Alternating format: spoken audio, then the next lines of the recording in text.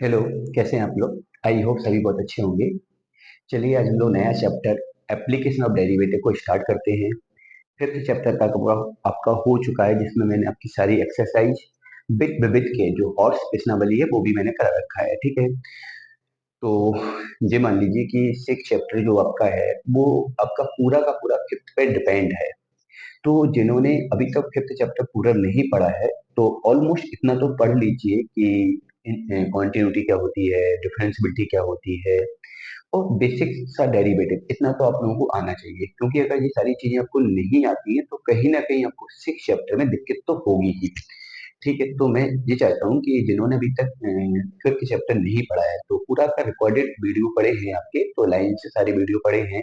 तो पहले तो आप उस पूरा चैप्टर को देख लीजिए, और उस चैप्टर को देखने से फायदा क्या हो जाएगा कि सिक्स चैप्टर की सारी चीजें आपकी बहुत अच्छे से क्लियर हो जाएंगी। क्योंकि सिक्स चैप्टर का नाम ही ऐसा है कि एप्लीकेशन ऑफ डेरिवेटिव, मतलब जो अपन लोगों ने अभी तक डेरिवेटिव पढ़ा है उसके मुझे एप्लीकेशंस पढ़ना है।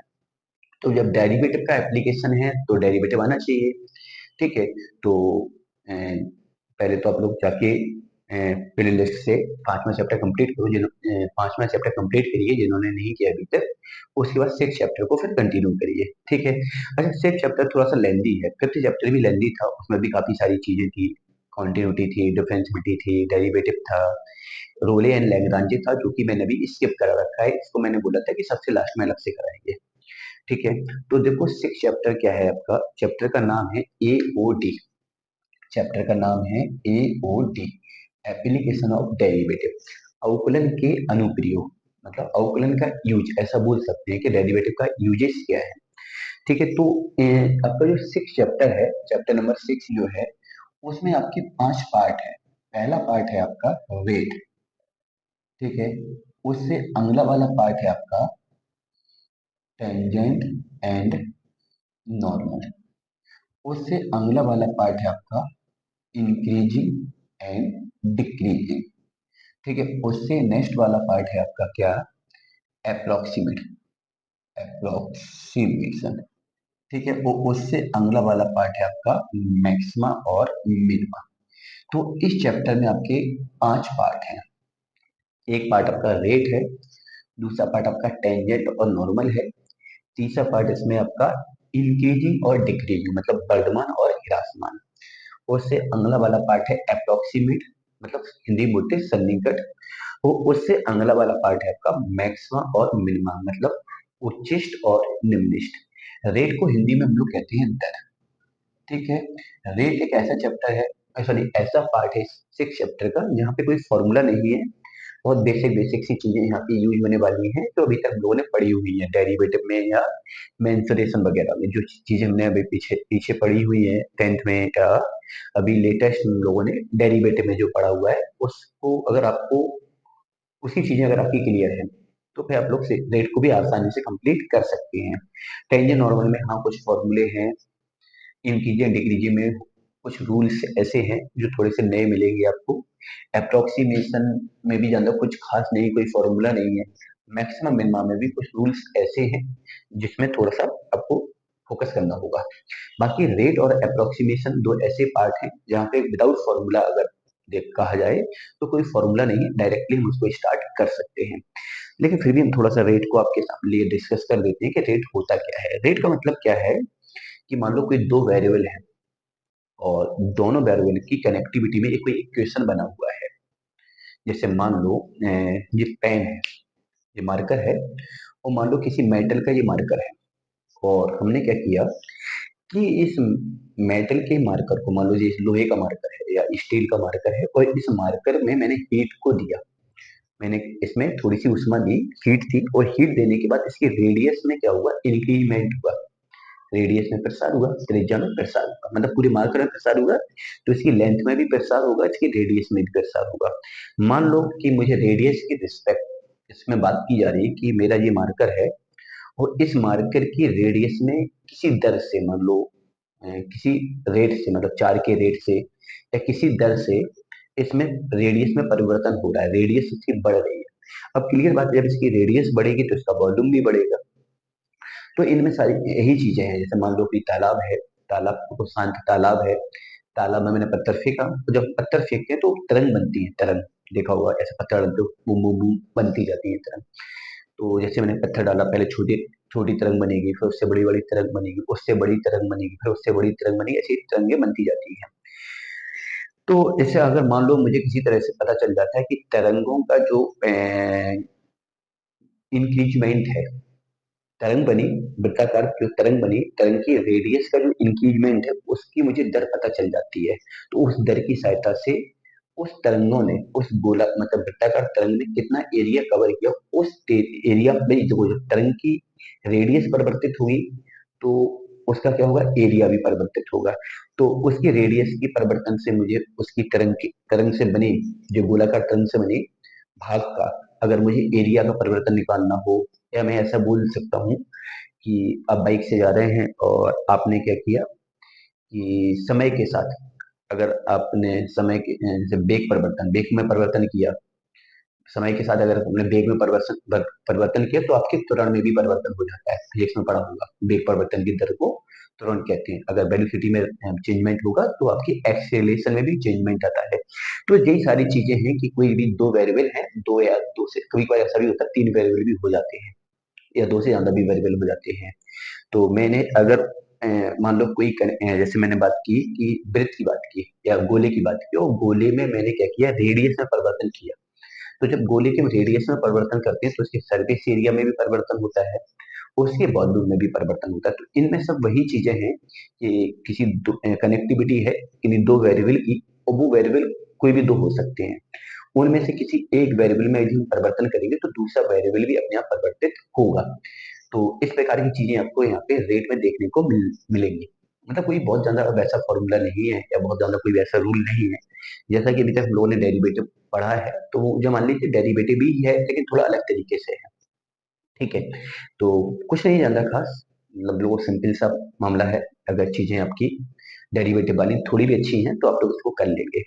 ठीक है, जैसे मैं बोलूँ ऐसा भी कह सकता हूँ कि सीढ़ी लगी है, सीढ़ी जानते हो, दीवार के सहारे सीढ़ी टिकी हुई है, और सीढ़ी को हम खिसका देते हैं नीचे से। कोई चढ़ा हुआ है, मैंने इसको खिसका दिया, तो जैसे कि सीढ़ी हमने खिसकाई तो ऊपर वाला हिस्सा नीचे की ओर डाउन हो जाएगा। सीढ़ी को खिसकाओगे, ऊपर वाला हिस्सा डाउन होगा, जब ऊपर वाला हिस्सा डाउन होगा तो नीचे वाला हिस्सा क्या होगा, दूरी बढ़ेगी। तो मैं कह सकता हूँ कि अगर ऊपर वाली दूरी इस दर से घट रही है तो ये वाली दूरी किस दर से बढ़ रही है, मतलब ऐसी चीजें आ जाती हैं।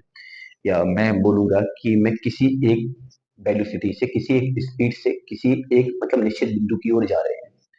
अब भाई मेरा जो स्पीड है, मतलब वो मैं कोई किसी एक दर से, मतलब कोई एक रेट है, कोई एक स्पीड है, उस स्पीड से मैं मतलब एक फिक्स पॉइंट की ओर जा रहे हैं। कोई पॉइंट फिक्स है, मैंने पहले से ही फिक्स कर दिया कि मुझे इस पॉइंट पर जाना है। तो जैसे जैसे मैं उस पॉइंट की ओर जाऊंगा तो हम दोनों के बीच की दूरी भी जो है वो मतलब चेंज होगी। तो इस मतलब मैं देख अब वो डिपेंड करती है कि आप किस वेग से वहां पे जा रहे हैं, तो उसी वेग से आपकी दूरी में क्या होगा, परिवर्तन होगा। जिस वेग से आप उस बिंदु तक जाएंगे उसी वेग से आपकी दूरी में क्या होगा, आपका परिवर्तन होगा। तो इस टाइप के क्वेश्चन मिल जाते हैं। या मान लो कि जैसे कि ये वर्ग है, और वर्ग की हम भुजा को किसी दर से बढ़ा रहे हैं या घटा रहे हैं, तो उसका आयतन क्षेत्रफल, वर्ग में तो क्षेत्रफल होगा, उसका क्षेत्रफल भी उस दर से बढ़ेगा या घटेगा। सीधी बात है, भुजा को अगर हम बढ़ाएंगे तो क्षेत्रफल बढ़ेगा, भुजा को अगर हम घटाएंगे तो क्षेत्रफल घटेगा। तो इस प्रकार की चीजें हम लोगों को करनी है। कोई बहुत बड़ा फॉर्मूला नहीं, कोई ज्यादा कुछ है नहीं, सब वही बेसिक पुरानी चीजें हैं। अगर कुछ सारी चीजें आपकी पुरानी आपको आती है तो आप इसको रेट को बहुत आसानी से कर सकते हैं। चलिए, तो मैं सीधा सीधा क्वेश्चन से स्टार्ट करता हूँ। मुझे नहीं लगता कि कुछ मुझे इसमें बताना है या कोई फॉर्मूला बताना है। जो भी मेंसुरेशन वगैरह के फॉर्मूले होंगे तो मैं आपके साथ बीच बीच में डिस्कस करता हूँ। पहला क्वेश्चन इसमें क्या बोलता है कि त्रिज्या के सापेक्ष वृत्त के क्षेत्रफल का परिवर्तन दर ज्ञात कीजिए जबकि त्रिज्या 4 है। किसी वृत्त की रेडियस जो है वो 4 सेंटीमीटर है। किसी वृत्त की रेडियस क्या है, 4 सेंटीमीटर है, और त्रिज्या के सापेक्ष उसके क्षेत्रफल का परिवर्तन निकालना है। तो इसके लिए आपको वृत्त के क्षेत्रफल का फॉर्मूला आना चाहिए, ए बराबर होता है आपका पाई आर स्क्वायर। अब मुझे रेडियस के सापेक्ष, त्रिज्या के सापेक्ष, त्रिज्या क्या है आर, और क्षेत्रफल क्या माना मैंने, ए माना। तो क्षेत्रफल का त्रिज्या के सापेक्ष मुझे क्या निकालना है, परिवर्तन निकालना है। तो मैं क्या करूंगा यहाँ पे, derivative with respect to r, क्योंकि मुझे आर के सापेक्ष, रेडियस के सापेक्ष निकालना है। जैसे हम लोगों ने डेरिवेटिव में पढ़ा है कि बाई बराबर जैसे मान लो एफ एक्स है, तो बाई का एक्स के सापेक्ष परिवर्तन हम लोग क्या बोलते हैं, d y over d x. इसका मतलब हुआ कि बाई का एक्स के सापेक्ष क्या है, परिवर्तन दर है। D y over d x का मतलब क्या हुआ कि बाई के सापेक्ष एक्स का परिवर्तन दर। वही चीज यहाँ पे है, रेडियस उन्होंने चार्ट दे रखी है, क्षेत्रफल का फॉर्मूला हम लोग जानते हैं। इस क्षेत्रफल का रेडियस के सापेक्ष मुझे परिवर्तन निकालना है, तो मैं क्या करूंगा, इसका रेडियस के रिस्पेक्ट डेरिवेटिव करूंगा, तो D A over D R आएगा। चलिए पाई जो कितना, आर स्क्वायर का डेरिवेटिव हो जाएगा 2r। अब चूंकि r का वैल्यू 4 आपको दिया है, तो जब r का वैल्यू 4 आपको दिया है तो यहाँ पे 4 रखिए, 4 दूनी 8 5 हो जाएगा। अब इसका अगर आपको मात्रक लिखना है तो मात्रक लिख दो। कैसे लिखोगे मात्रक, ऊपर क्षेत्रफल है तो क्षेत्रफल का मात्रक कितना हो जाएगा, सेंटीमीटर स्क्वायर, और अपॉन में क्या है, रेडियस, रेडियस का मात्रक क्या होगा, सेंटीमीटर। तो आपका परिवर्तन दर का मात्रक भी बन जाएगा। ठीक है, तो बस यही सब है कि आपका एक कोई वृत्त था, उसका रेडियस दिया गया था, रेडियस में परिवर्तन दर, सॉरी, क्षेत्रफल में परिवर्तन दर निकालना किसके सापेक्ष, रेडियस के सापेक्ष। तो रेडियस कितनी है, 4 यूनिट है। अगर रेडियस 4 यूनिट है तो इसके क्षेत्रफल का रेडियस के रिस्पेक्ट जो परिवर्तन होगा वो 8 पाई सेंटीमीटर स्क्वायर पर सेंटीमीटर होगा। कुछ खास नहीं है, बिल्कुल सही है जो अभी तक पढ़ा है। बस यहाँ पे एक चीज थोड़ा सा गौर करने वाली है, परिवर्तन दर जो होती है, जो change of rate, rate of two variable, दो वेरिएबल है, दो चर हैं, उनमें जो परिवर्तन दर है, उसमें एक चीज आपको समझने वाली है कि अगर आपका चीजें बढ़ रही हैं, मतलब रेडियस बढ़ रही है या कोई भी दर बढ़ रही है, परिवर्तन में जो हो रहा है वो इंक्रीजमेंट हो रहा है, तो आपका जो रेट होता है, जो दर होती है, हम उसको पॉजिटिव लेते हैं। और अगर वो चीजें घट रही है, परिवर्तन आपका मतलब डिक्रीज हो रहा है, रेट आपका डिक्रीज हो रहा है, तो वहाँ पे जो रेट ऑफ टू वेरिएबल हम जहाँ पे यूज करेंगे, मतलब जो परिवर्तन दर यूज करेंगे उसको हम निगेटिव लेंगे, बस इतना याद रखना है। या फिर ऐसा मैं बोल सकता हूँ कि कहीं पे भी अगर परिवर्तन दर निगेटिव आती है तो ये कॉमन सेंस वाली बात है कि वहाँ पे वो चीजें घट रही हैं। अगर कहीं परिवर्तन दर पॉजिटिव रहती है तो वो चीजें आपकी क्लियर है, बढ़ रही है, बस इतना याद रखना है। तो एक गुब्बारा जो सदैव गोलाकार रहता है, एक गोलाकार गुब्बारा है, और इसकी त्रिज्या परिवर्तनशील है, गुब्बारे की त्रिज्या है वो परिवर्तनशील है। परिवर्तनशील का मतलब दोनों हो सकता है गुब्बारा बढ़ रहा हो तो त्रिज्या बढ़ेगी, या उसकी हवा निकल रही है तो गुब्बारा मतलब पिचक जाएगा, पिचक जाएगा मतलब त्रिज्या घटेगी। त्रिज्या के गुब्बारे के आयतन की परिवर्तन दर निकालनी है जब त्रिज्या कितनी है, 7 सेंटीमीटर। कुछ नहीं, इसमें ही क्वेश्चन हो गया। त्रिज्या आर बराबर है 7 सेंटीमीटर, त्रिज्या आर बराबर है कितना, 7 सेंटीमीटर है। और उन्होंने क्या बोला है कि मुझे आयतन का परिवर्तन निकालना है। अब सबसे पहले यहाँ पे देखना पड़ेगा कि हमारी जो बॉडी है वो किस टाइप की है।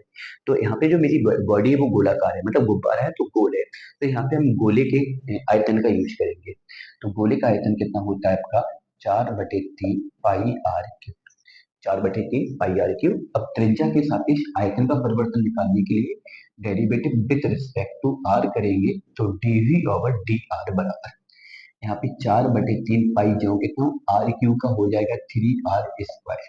3 से 3 कैंसिल तो 4 पाई आर स्क्वायर, आर का वैल्यू कितना है, 7, 7 का स्क्वायर हो जाएगा 49, 49 में 4 का गुणा करोगे तो 196 पाई, और आयतन का मात्रक होता है सेंटीमीटर क्यूब, और नीचे रेडियस है, रेडियस का क्या हो जाएगा, सेंटीमीटर। तो आयतन का त्रिज्या के सापेक्ष क्या आ गया, आपका परिवर्तन आ गया। मैंने क्या बोला, कुछ नहीं है, सब वही पुरानी चीजें हैं। बस जैसे मैंने बाई का एक्स के सापेक्ष डेरिवेटिव किया, ऐसे यहाँ पे आयतन है, रेडियस की बात हुई तो रेडियस के सापेक्ष करेंगे। तो यहाँ पे भी और आर दोनों में दोनों कैसे वेरिएबल की तरह काम करेंगे, जब दोनों वेरिएबल की तरह काम करेंगे तभी तो हम डेरिवेटिव कर पाएंगे। ठीक है, व्यास के सापेक्ष गोले के आयतन की परिवर्तन दर ज्ञात करनी है, व्यास के सापेक्ष। तो मैं क्या करता हूँ, एक काम कर लेता हूँ यहाँ पे, व्यास के सापेक्ष उलटना है। तो एक काम करते हैं, थर्ड क्वेश्चन में, तो आपको पता है कि जो व्यास होता है वो त्रिज्या का दुगना होता है। जो डी है वो आपका डायमीटर है, गोले का क्या है आपका, डायमीटर है, और आर जो है वो गोले की रेडियस है। उन्होंने क्या बोला है कि डायमीटर के रिस्पेक्ट, मतलब व्यास के सापेक्ष गोले के आयतन का परिवर्तन निकालना है। डायमीटर का वैल्यू नहीं दिया गया है, तो डायमीटर को हम डी ही बना देते रहने देंगे, क्योंकि डायमीटर की वैल्यू तो दे दी गई है, तो डी को डी ही लिखा रहने देंगे। जैसे मान लो यहाँ पे आर का कोई वैल्यू नहीं होता तो मैं आर के स्थान पे आर ही छोड़ देता। तो ऐसे ही यहाँ पे है कि यहाँ पे डी का कोई वैल्यू नहीं है, तो मैंने डी को डी ही मान लिया। डी मतलब यहाँ पे डायमीटर है, आर मतलब रेडियस है। तो मुझे क्या करना है कि गोले के आयतन का डायमीटर के रिस्पेक्ट में परिवर्तन निकालना है। तो एक काम करते हैं कि डायमीटर रेडियस का दोगुना होता है, मैं ऐसा भी कह सकता हूँ रेडियस डायमीटर का हाफ होता है, बात तो एक ही है। रेडियस जो है वो डायमीटर का कैसा होता है, हाफ होता है। अच्छा, अब इतना तो पता होगा कि जो गोला है, स्फेयर है, उसका जो वॉल्यूम होता है वो 4/3 पाई आर क्यूब होता है। लेकिन मुझे यहाँ से आर की कोई जरूरत ही नहीं है, आर की यहाँ पे कोई मुझे जरूरत नहीं है, क्योंकि यहाँ पे जो मुझे परिवर्तन दर निकालना है वो व्यास के सापेक्ष निकालना है। तो मैं यहाँ पे क्या करने वाला हूँ, 4/3, सॉरी, यहाँ पे 4/3 पाई को सेम रखूंगा, आर का वैल्यू रखूंगा मैं d/2 का होल क्यूब। चलिए, 4/3 पाई, यहाँ पे डी क्यू अपॉन 2 का क्यू कितना हुआ, 8, 4 से 8 कटा 2 बार, तो यहाँ पे हो जाएगा कितना, पाई/6, और यहाँ पे डी क्यू। चलिए, जैसे कि आर के रिस्पेक्ट हम लोग डेरिवेटिव करते आ रहे हैं दोनों क्वेश्चन में, वैसे अब यहाँ पे जो डेरिवेटिव होगा, यहाँ पे जो डेरिवेटिव होगा वो डी के रिस्पेक्ट होगा, डेरिवेटिव होगा वो डी के रिस्पेक्ट होगा। तो derivative with respect to d, यहाँ पे जो डेरिवेटिव है वो डी के रिस्पेक्ट है। चलिए, तो यहाँ पे dv/dt, ठीक है, ये वाला डी डायमीटर वाला है, दोनों डी डी है तो वो थोड़ा कंफ्यूज हो जाओगे, मैंने तुम लोग डी स्क्वायर लिख दो, डी स्क्वायर नहीं लिखना, जे डी अलग है और जे डी अलग है, जे डी मतलब डायमीटर के लिए है, ठीक है, और जे वाला डी है वो मतलब डेरिवेटिव को रिप्रेजेंट करने वाला डी है, ठीक है। चलिए, मैं डी के रिस्पेक्ट जब डेरिवेटिव करूंगा तो पाई/6 सेम रहेंगे, और डी क्यू का हो जाएगा 3d²। 3 से 6 कटा कितनी बार आपका, 2 बार कटा, तो यहाँ पे हो जाएगा पाई/2 d²। तो यहाँ पे डायमीटर के रिस्पेक्ट वॉल्यूम का चेंज आ गया, डायमीटर के रिस्पेक्ट किसका चेंज आया, वॉल्यूम का चेंज आया, ठीक है। तो बस वही है, जैसे यहाँ पे क्या था कि एक क्या था, वृत्त था, और वृत्त की रेडियस आपको चार्ट दी गई है, और वृत्त के क्षेत्रफल का परिवर्तन रेडियस के रिस्पेक्ट निकालना था। तो क्षेत्रफल का फॉर्मूला मैंने रेडियस के पदों में लिखा, क्षेत्रफल का फॉर्मूला मैंने किसके पदों में लिखा, रेडियस के पदों में लिखा, मतलब रेडियस के पदों में ही होता है। और मैंने क्या किया कि इसका डेरिवेटिव रेडियस के रिस्पेक्ट किया, तो dA/dr हो जाएगा, पाई कांस्टेंट है, आर स्क्वायर का डेरिवेटिव 2r हो गया, आर का वैल्यू 4 है, 4 डाला तो dA/dr निकल के आ गया। ऐसे ही यहाँ पे भी वॉल्यूम की बात हो रही थी, गोले की बात हो रही थी, तो मैंने गोला का वॉल्यूम का फॉर्मूला लिखा, जो भी स्फीयर है उसके वॉल्यूम का फॉर्मूला लिखा, उस वॉल्यूम को मैंने आर के रिस्पेक्ट डेरिवेटिव कर दिया। तो कुछ नहीं है, मैंने क्या बोला, सारी चीजें वही हैं, डेरिवेटिव वाली ही, कुछ ज्यादा खास नहीं है सर। अच्छा, अब आगे उन्होंने क्या बोला कि पृष्ठीय क्षेत्रफल के सापेक्ष गोले के आयतन में परिवर्तन निकालना है। पृष्ठीय क्षेत्रफल मतलब सरफेस एरिया, तो सरफेस एरिया के सापेक्ष गोले के आयतन का परिवर्तन निकालना है। तो 4 नंबर का क्वेश्चन देखेंगे, इसमें क्या है आपका कि, अच्छा, इसमें दोनों फॉर्मूले पता होना चाहिए, मतलब हमने रेडियस को तो आर मान लिया, आर क्या है आपका, रेडियाई है, आर क्या है आपकी, रेडियाई है, त्रिज्या है, ठीक है। v इसका वॉल्यूम है, s इसका सरफेस एरिया है। गोले का जो वॉल्यूम होता है वो होता है 4/3 pi R cube, surface area होता है 4 पाई आर, ठीक है। सरफेस एरिया क्या होता है, 4 पाई आर। अब मैं यहाँ पे क्या करने वाला हूँ, उन्होंने क्या बोला है, उन्होंने बोला है कि किसके रिस्पेक्ट, सरफेस एरिया के रिस्पेक्ट, वो मुझे वॉल्यूम का परिवर्तन निकालना है, सरफेस एरिया के रिस्पेक्ट वॉल्यूम का परिवर्तन निकालना है, जबकि त्रिज्या कितनी है, 2 सेंटीमीटर है, त्रिज्या की वैल्यू कितनी है, 2 सेंटीमीटर। एक चीज याद रखना है कि जो रेडियस दी जाती है उसकी वैल्यू को हम पुट कब करेंगे, जब हम लोग डेरिवेटिव कर लेंगे, क्योंकि अगर मैं पहले से पुट कर दूंगा तो वो कांस्टेंट बन जाएगा, और कांस्टेंट बन जाएगा तो फिर परिवर्तन मतलब डेरिवेटिव कितना हो जाएगा, 0 हो जाएगा। तो जल्दबाजी में जो वैल्यू दी जाएगी उसको पहले पुट नहीं करना, पहले आपको डेरिवेटिव करना है, परिवर्तन दर निकालनी है, उसके बाद उस वैल्यू को पुट करना है। बहुत सारे लोग क्या करते हैं कि पहले से वैल्यू को पुट कर देते हैं, और वैल्यू पुट करने के बाद वो कांस्टेंट बन जाता है, कांस्टेंट बन जाता है तो वो बोलते हैं सर यहाँ तो परिवर्तन हो ही नहीं रहा क्योंकि मेरा डेरिवेटिव तो 0 आ गया। तो भाई इतना थोड़ा सा समझ के काम करना है कि वैल्यू को पहले नहीं डालना है, तो पहले आपको क्या करना है, पहले आपको डेरिवेटिव करना है, और डेरिवेटिव करने के बाद ही वैल्यू को डालना है। चलिए, तो मुझे क्या करना है कि इस वॉल्यूम का सरफेस एरिया मतलब एस के रिस्पेक्ट मुझे क्या निकालना है, परिवर्तन दर निकालनी है। तो मैं एक छोटा सा काम करता हूँ, इसमें थोड़ा सा चीजों को बदलता हूँ। यहाँ पे कैसे बदलते हैं चीजों को, मैं यहाँ पे 1/3 आर को अलग कर देता हूँ, सॉरी 4 पाई आर स्क्वायर होता है यार, सॉरी 4 पाई r² होता है सरफेस एरिया। तो मैं यहाँ पे 1/3 r को अलग कर देता हूँ और 4 पाई r² को अलग कर देता हूँ। अब बात समझ में आ रही होगी कि मैंने इसको अलग क्यों किया, क्योंकि मैं यहाँ पे सरफेस एरिया बनाना चाहता हूँ। तो dv ओवर डी, सॉरी अभी नहीं, थोड़ा सा और भी एक लाइन में, v बराबर 1/3 r, ठीक है। और ये आपका बन गया सरफेस एरिया। क्या बन गया? सरफेस एरिया, संपूर्ण पृष्ठ बन गया। अब मैं यहाँ पे क्या करता हूँ, derivative with respect to s करता हूँ। तो यहाँ पे dv ओवर डी एस हो जाएगा 1/3 r ज्यों के त्यों रहेगा, और इस s का डेरिवेटिव क्या हो जाएगा? 1। क्योंकि जैसे मैं बोलूँ कि अगर मैं बोलूँ कि x का x के सापेक्ष डेरिवेटिव 1 होता है, बाई का बाई के सापेक्ष डेरिवेटिव 1 होता है, किसी भी वेरिएबल का उसी वेरिएबल के रिस्पेक्ट डेरिवेटिव कितना होता है? 1 होता है। ऐसे ही मैं बोलूँ कि s का s के सापेक्ष डेरिवेटिव कितना होगा? 1 होगा। तो ये तो हो गया r/3 dv ओवर ds। अब अपने पास r का वैल्यू 2 है तो मैं 2 डालूंगा, तो आपका आंसर आ गया 2/3। अगर यूनिट लिखना है तो कैसे लिखोगे? ऊपर आपका वॉल्यूम है, आयतन है, तो आयतन का वॉल्यूम, सॉरी यूनिट क्या होता है? Centimetre cube. नीचे सरफेस एरिया, तो इसका यूनिट क्या होता है? Centimetre square. तो ये आपका क्या आ गया? वॉल्यूम का सरफेस एरिया के रिस्पेक्ट क्या हो गया? आपका रेट हो गया, परिवर्तन दर हो गया। ठीक है, चलिए आगे देखो क्या है। चलिए इसको देखो, कुछ नहीं है अभी, आपका रेट बड़ा सिंपल सा है। तो रेट में तो कोई फॉर्मूला भी नहीं है, रेट तो बड़ा सिंपल है। मतलब रेट को अगर मैं ना भी पढ़ाऊँ तो काम चल सकता था, क्योंकि रेट तो पूरा डेरिवेटिव का बिल्कुल बेसिक वाला पार्ट है। क्योंकि डेरिवेटिव में इतना तो आपको पता ही है कि दो चरों का परिवर्तन की बात होती है। तो ये मान लो कि पूरा पूरा डेरिवेटिव ही है, मतलब बहुत बेसिक वाला। लेकिन फिर भी मैंने बता दिया, थोड़ी बहुत फिजिक्स भी आती है तो इसमें काम चल जाएगा, इसको नहीं करना पड़ेगा, लेकिन फिर भी मैंने करा दिया है। चलिए, आधार की त्रिज्या के सापेक्ष शंकु के आयतन के परिवर्तन की दर ज्ञात करना है।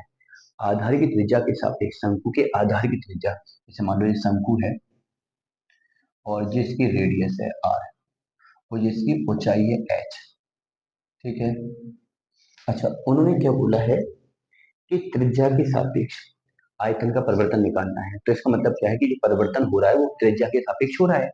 तो मैं यहाँ पे क्या करूंगा, पहले तो शंकु का आयतन लिखूंगा, v बराबर होता है 1/3 पाई r² h, 1/3 पाई r² h। अब मैं यहाँ पे क्या करने वाला हूँ कि इसका मैं डेरिवेटिव करने वाला हूँ, derivative with respect to r, derivative with respect to r, क्योंकि जो भी परिवर्तन हो रहा है वो रेडियस के रिस्पेक्ट हो रहा है। तो रेडियस के रिस्पेक्ट जब परिवर्तन हो रहा है तो बाकी सारी चीजें कांस्टेंट की तरह ट्रीट करेगी। तो v का r के रिस्पेक्ट हो जाएगा dv ओवर dr, ये हमको निकालना है। यहाँ पे 1/3 पाई s सेम रहेगा और r² का डेरिवेटिव हो जाएगा 2r। तो यहाँ पे 2 पाई h/3, और यहाँ पे कितना हो जाएगा? r। यही आपका त्रिज्या के सापेक्ष आयतन का परिवर्तन है, किसमें? शंकु में। त्रिज्या के सापेक्ष आयतन का परिवर्तन है किसमें? शंकु में। तो मैंने आपको बोला है कि कुछ नहीं है, सब वही चीजें हैं जो अभी तक हम लोगों ने की है। बस देखो, यहाँ पे शंकु के आयतन, शंकु की बात हुई तो मैंने शंकु के आयतन का फॉर्मूला लगा दिया। यहाँ गोले की बात हुई तो गोले के आयतन का फॉर्मूला लगा दिया। यहाँ पे भी गोले के आयतन का और सरफेस एरिया की बात हुई तो मैंने गोले का आयतन और सरफेस एरिया ले लिया। ठीक है, तो जैसे मैं अभी तक बाई का एक्स के सापेक्ष डेरिवेटिव कर रहा था, तो वहाँ पे सीधा बोल दिया जाता है कि बाई का एक्स के सापेक्ष डेरिवेटिव करना है। यहाँ बोलने का तरीका बदल गया, उन्होंने क्या बोल दिया कि आयतन का रेडियस के रिस्पेक्ट। तो वही मान लो, थोड़ी देर के लिए मान लो जो आयतन भी है वो बाई है, जो रेडियस r है वो x है, तो मैं ऐसा भी तो बोल सकता हूँ बाई का x के सापेक्ष डेरिवेटिव। तो बात तो वही चल रही है ना, जो अभी तक हम लोगों ने पढ़ा है। तो कुछ नया नहीं है, जो सब हमने पुराना पढ़ा है वही है। थोड़ा सा कहने का मतलब, बोलने का मतलब, मतलब रिप्रेजेंट करने का मतलब बदल दिया है। ठीक है, और मैंने बोला भी है कि यहाँ पे दोनों वेरिएबल होगी। जैसे यहाँ पे रेडियस के रिस्पेक्ट हमने अगर परिवर्तन निकाला है तो रेडियस चर होनी चाहिए। अगर रेडियस फिक्स हो जाएगी, कांस्टेंट हो जाएगी, तो फिर कोई परिवर्तन नहीं हो पाएगा। जैसे मान लो कोई फंक्शन है बाई बराबर 5, तो बाई बराबर जो 5 लिखा है, 5 तो कांस्टेंट हो गया। तो अगर मैं यहाँ पे डेरिवेटिव निकालूंगा तो डेरिवेटिव क्या आ जाएगा? आपका 0 आ जाएगा। तो वही चीज मैं बोल रहा हूँ कि यहाँ पे वेरिएबल को थोड़ा सा फोकस करके देखना है।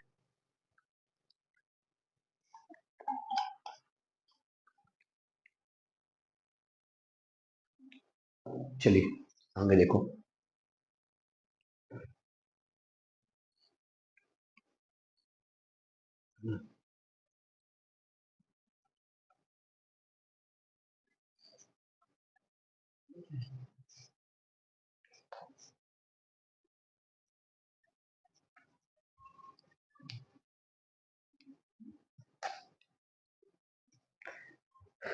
चलिए क्वेश्चन नंबर 6 देखो क्या है इसका। क्वेश्चन नंबर 6 क्या है, त्रिज्या r तथा ऊंचाई h वाले शंकु के संपूर्ण पृष्ठीय क्षेत्रफल की परिवर्तन दर ज्ञात कीजिए जबकि त्रिज्या परिवर्तनशील है। मतलब त्रिज्या कैसी है, परिवर्तनशील है। तो देखो हम लोग कैसे करेंगे। एक शंकु है जिसकी रेडियस r है, डायग्राम ऊपर बनाई है उसी में देख लो, रेडियस r है, ऊंचाई h है। उसके संपूर्ण पृष्ठ का मुझे परिवर्तन दर निकालना है। ठीक है, अच्छा बेलन है, सॉरी बेलन है, क्या है आपका, बेलन है। तो बेलन में उन्होंने क्या बोला है कि रेडियस जो है वो r है, ऊंचाई h है। ठीक है, त्रिज्या परिवर्तनशील है, मतलब त्रिज्या परिवर्तित हो रही है तो उसके संपूर्ण पृष्ठ में परिवर्तन दर निकालनी है।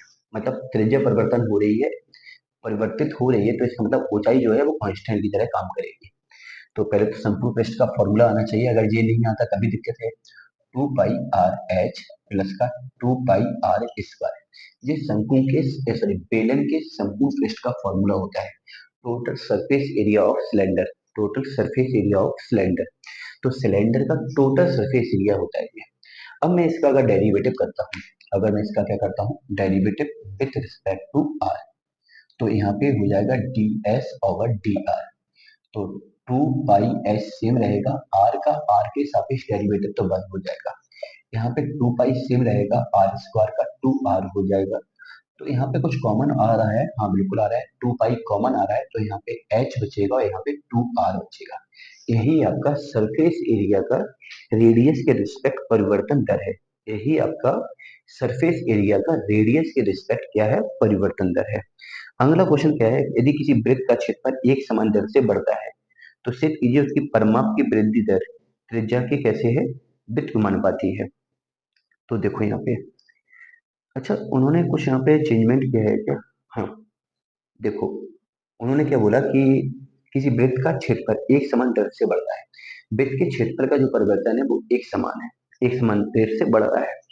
ठीक है, तो वृत्त का परिमाप का मुझे परिवर्तन दर जो है, परिमाप की वृद्धि दर जो है वो वृत्त की त्रिज्या, मतलब वृत्त की बात हो रही है तो वृत्त की त्रिज्या की व्युत्क्रमानुपाती होती है। तो देखो हम लोग कैसे करेंगे इसको, समझो यहाँ पे यही बताता हूँ। देखो यहाँ पे लास्ट क्वेश्चन है ये आपका। देखो वृत्त के का जो क्षेत्रफल है वो एक समान दर से बढ़ रहा है। तो पहले तो वृत्त का क्षेत्रफल आपको पता होना चाहिए कि जो वृत्त का क्षेत्रफल होता है वो कितना होता है, a बराबर पाई आर स्क्वायर।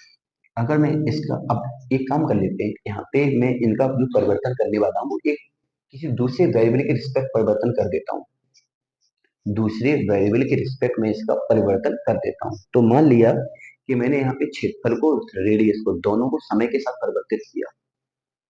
दोनों को किसके साथ परिवर्तित किया, समय के साथ परिवर्तित किया। जैसे कि अभी मैंने क्षेत्रफल को रेडियस के साथ परिवर्तित किया, वॉल्यूम को भी रेडियस के साथ परिवर्तित किया, सरफेस एरिया को भी वॉल्यूम के साथ रेडियस के साथ परिवर्तित किया। अब यहाँ पे क्या है कि मैं एक नया वेरिएबल, मतलब दोनों चर हैं, जैसे आप लोगों ने पैरामेट्रिक टाइप के क्वेश्चन पढ़े ना डेरिवेटिव में, वैसे ही कुछ यहाँ पे हम लोग यूज कर लेते हैं कि मैं यहाँ पे क्षेत्रफल को और रेडियस को दोनों को समय के साथ परिवर्तित कर देते हैं। सीधी बात है, अगर समय के साथ रेडियस बदलेगी तो आपका एरिया भी बदलेगा। या मान लो कोई गोला है, समय के साथ उसका वॉल्यूम बदला तो रेडियस बदले, या समय के साथ रेडियस बदला तो वॉल्यूम भी बदलेगा। सीधी बात ये है। तो वही चीज यहाँ पे समझना है कि मैंने इसका जो डेरिवेटिव किया, derivative with respect to t. T यहाँ पे आपको बता दूं टाइम है। मैंने यहाँ पे जो परिवर्तन दर लगाया वो समय के साथ लगाया। तो एक का टी के रिस्पेक्ट डेरिवेटिव में बोलूंगा t a over d t, और यहाँ पे पाई जो के त्यों, आर स्क्वायर का टी के रिस्पेक्ट 2r और d r over d T.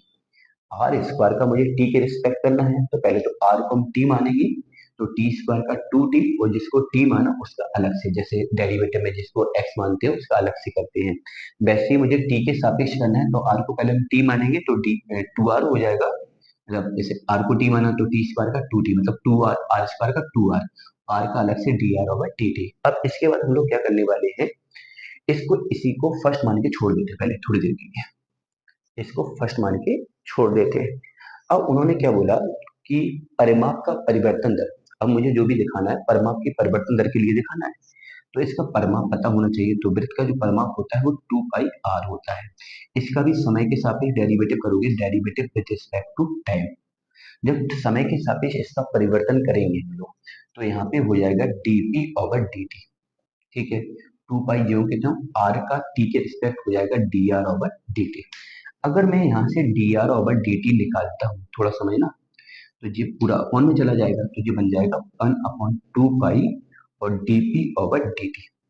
मैंने इसी से किसका वैल्यू निकाला, dr ओवर dt, मतलब रेडियस का परिवर्तन निकाला। तो रेडियस का जो परिवर्तन आया वो 1/2 पाई dp ओवर dt आया, और इसको हम लोग पुट करने वाले हैं यहाँ पे फर्स्ट के अंदर। जब मैं इसको फर्स्ट के अंदर पुट करूंगा, तो यहाँ पे da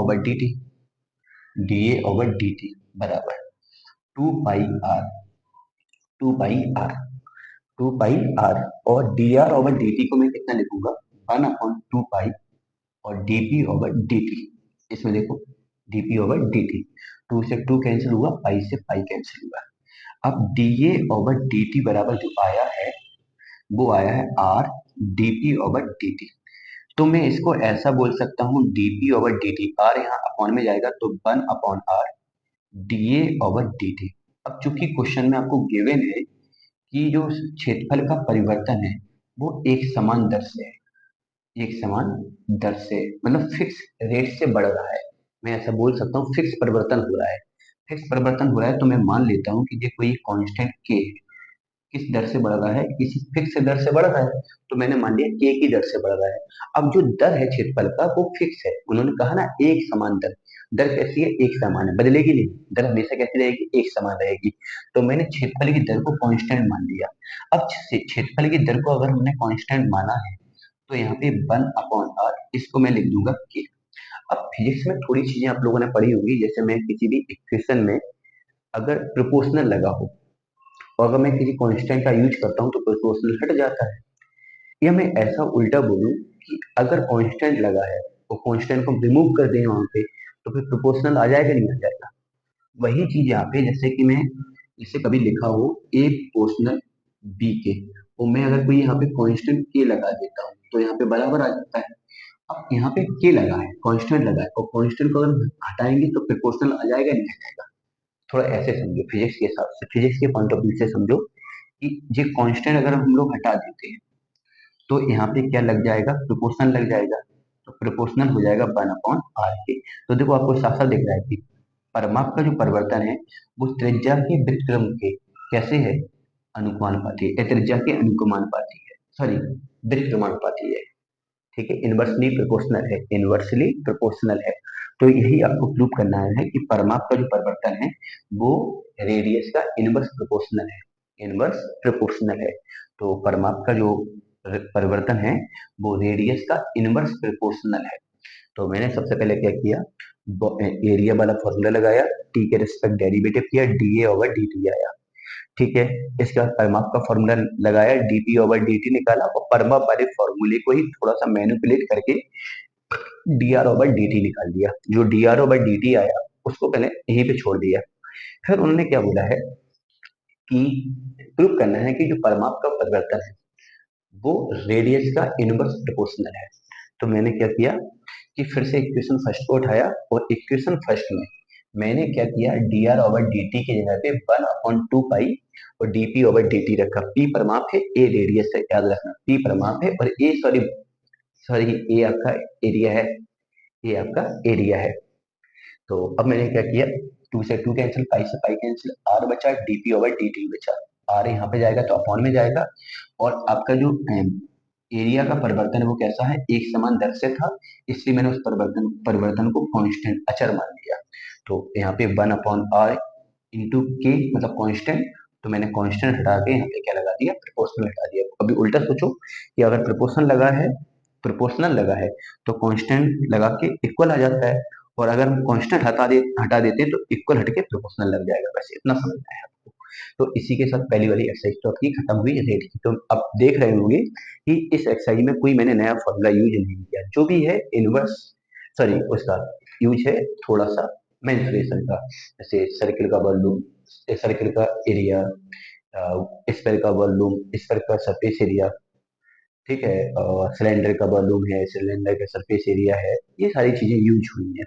और यहाँ पे वही सब है कि दो वेरिएबल है, उनमें हमें परिवर्तन देखना था।